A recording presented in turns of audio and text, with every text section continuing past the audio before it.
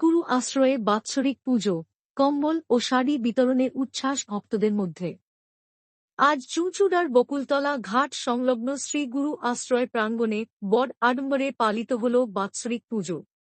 সকাল থেকেই পুজো পাঠ, হোমযজ্ঞ ও ভক্তিমূলক সঙ্গীতের মধ্য দিয়ে শুরু হয় দিনব্যাপী অনুষ্ঠান। আশ্রয়ের পক্ষ থেকে আয়োজিত এই পুজোয় উপস্থিত ছিলেন এলাকার বহু ভক্ত ও স্থানীয় বাসিন্দা।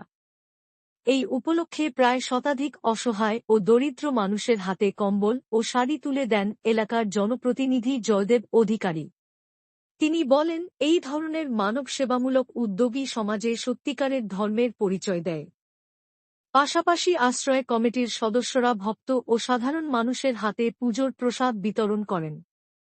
দিনের শেষে পূজার সমাপ্তি ঘোষণা করা হয় সন্ধ্যার আরতির মধ্য দিয়ে, যেখানে উপস্থিত সকলেই শান্তি ও কল্যাণ কামনা করেন সমাজের জন্য।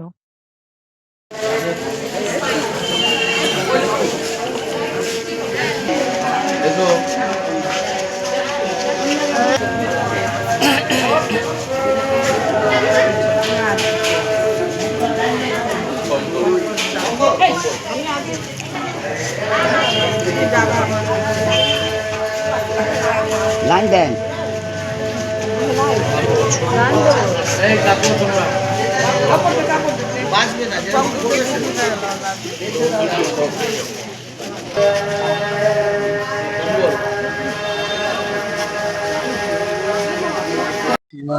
দুর্গাপ্রসন্ন পরমহংসদেবের যে বকুলতলায় যে মন্দির স্থাপন করেছিলেন, সেইখানে শিবু আশ্রয়ের উৎসব আজকে বাৎসরিক।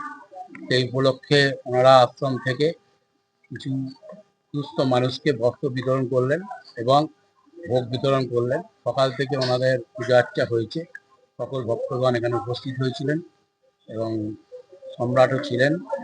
সকলের ওনাদের আশ্রমের যারা যারা শিষ্য সকলের যৌথ প্রচেষ্টায় ওনারা প্রত্যেক বছর এটাকে করে থাকেন এবং সাধারণ গরিব মানুষ থেকে সুস্থ মানুষদের মধ্যে ওনারা ভোগ বিতরণ থেকে শুরু করে বস্ত্র বিতরণ এটা করে থাকেন। আজও সেটা ওনারা করবেন।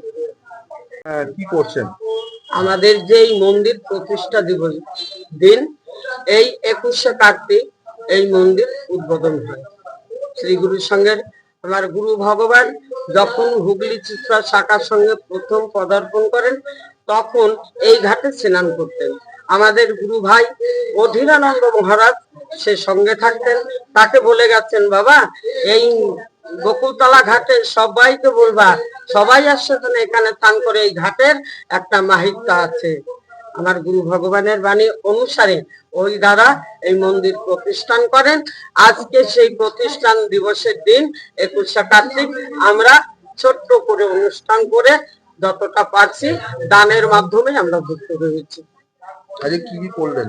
আজকের সকালবেলা গুরু পুজো, গুরুদেবের গান বাজনা, প্রসাদ বিতরণ, এবার কম্বল আর শাড়ি বিতরণ।